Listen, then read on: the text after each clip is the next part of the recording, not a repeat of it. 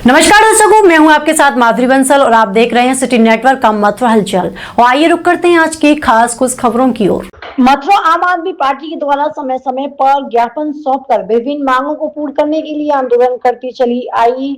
इसी को लेकर आज शनिवार को आम आदमी पार्टी के कार्यकर्ताओं के द्वारा इन दोनों अमेरिका एवं ईरान की लड़ाई के चलते जो पेट्रोल एवं घरेलू सिलेंडर की कीमतें भारत सरकार के द्वारा बढ़ा दी गई हैं, इसका आम आदमी पार्टी विरोध करती है, जिसमें उन्होंने महामहिम राष्ट्रपति के नाम मथुरा सिटी मजिस्ट्रेट को एक ज्ञापन सौंपा। ज्ञापन के माध्यम से उन्होंने मांग की है कि घरेलू एलपीजी गैस सिलेंडर के दामों में की गई वृद्धि को लेकर तत्काल प्रभाव से वापस कर लिया जाए एवं पेट्रोल एवं डीजल की कीमतों को नियंत्रित करने के लिए ठोस कदम उठाए जाए।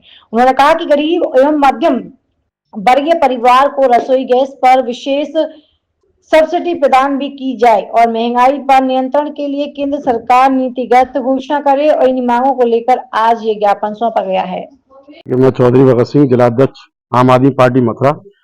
आज पूरे उत्तर प्रदेश में गैस पर बढ़ी हुई कीमत को लेकर के आम आदमी पार्टी विरोध प्रदर्शन कर रही है। और जो गैस की कीमत इस सरकार ने, मोदी सरकार ने जो बढ़ाई है वो नाजायज बढ़ाया। पहले से ही महंगाई बहुत बढ़ती आ रही है, हर चीज पे इन्होंने महंगाई बढ़ाई है। हर व्यक्ति को इन्होंने लाइन में लगा दिया, चाहे नोटबंदी की हो, चाहे गैस की लाइनों में। आज देख रहे हैं आपके गैस की लाइनों में लगे हुए हैं। सरकार जबरदस्ती कर रही है कि गैस की किल्लत नहीं है तो ये लाइनें क्यों लगी हुई हैं? सड़क पर इतनी जनता क्यों उतरी हुई है? गैस एजेंसियों पर इतनी लंबी लंबी लाइनें क्यों लगी हुई हैं? और जो गैस के दाम बढ़ाए हैं उनको सरकार वापस ले।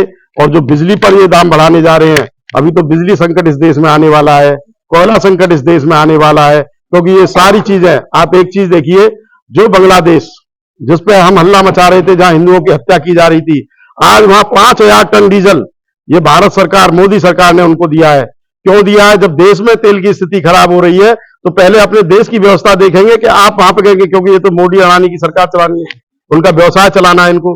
ये तीन लोगों के लिए जी रहे हैं, बस देश के लिए नहीं जी रहे हैं। मैं देश की जनता से कहना चाहूंगा कि इनका विरोध करना चाहिए और इनको बदल दीजिए। जो बांग्लादेश हिंदुओं की हत्या कर रहा था, जो ये यहाँ पर बुला रहे थे इन चीजों को, हिंदू हिंदू करते हैं, उसी बांग्लादेश को 5,000 टन डीजल दे रहे हैं आज। ये सारी चीजें आपके सामने है, मीडिया बता रही है, आपको सब बता रही है और जा रहा है, करार है। तो मैं देश की जनता से कहना चाहूंगा, सरकार से कहना चाहूंगा कि बढ़ी हुई कीमतों को वापस लें और यहाँ की जो महंगाई है उसको स्थिर करें और रोकने की कवायद करें। किस लिए कर रहे हैं, क्या कहेंगे? हमारी पार्टी के प्रदेश के प्रभारी माननीय सांसद संजय सिंह जी के नेतृत्व में आज पूरे उत्तर प्रदेश के अंदर हम लोगों ने जो देश के अंदर गैस की कीमतों को लेकर के और गैस की कमी को लेकर के जो संकट पैदा हुआ है, उसके विरोध में आज महामहिम राष्ट्रपति के नाम हमने संबोधित ज्ञापन भेजा है। और आप देख रहे हो कि पूरे देश के अंदर गरीब जनता लाइन में लगी हुई है। और सच्चाई है कि जब से मोदी जी की सरकार इस देश के अंदर आई है, तब से हर चीज की लाइन में, कभी तो जीएसटी वालों को लाइन में लगाते हैं, कभी ये नोटबंदी पे लाइन में लगाया, कभी आधार बदलो, कभी पैन कार्ड बदलो, तो कभी ये लिंक कराओ, कभी खाते खुलवाओ। और अब जब कुछ नहीं बचा तो इन्होंने आम जनता को, देश की आम जनता को गैस की लाइन में लगा दिया। और आज स्थिति है कि रेस्टोरेंट बंद हो रहे हैं, छोटे जो काम करने वाले रेडी खोमचे वाले हैं जो गैस का इस्तेमाल करके कुछ पकी हुई चीजें बेचते हैं, वो बेरोजगार हो रहे हैं। और बड़े बड़े रेस्टोरेंट्स ने अपने मेन्यू चेंज कर दिए। यहाँ तक कि गुजरात के अंदर जो मोदी जी का मोरबी है, वहां जो सर्मिक इंडस्ट्री है, सर्मिक इंडस्ट्री खतरे में आ गई है। जो हमारे बड़े बड़े शहर हैं पूरे देश भर के, उन बड़े बड़े शहरों में जितने बड़े रेस्टोरेंट्स हैं वो 20% ज्यादा बंद हो चुके हैं और बाकी में मेन्यू चेंज हो गया है। इतना बड़ा संकट कभी नहीं आया। इस संकट के पीछे मोदी जी की नीतियां रही।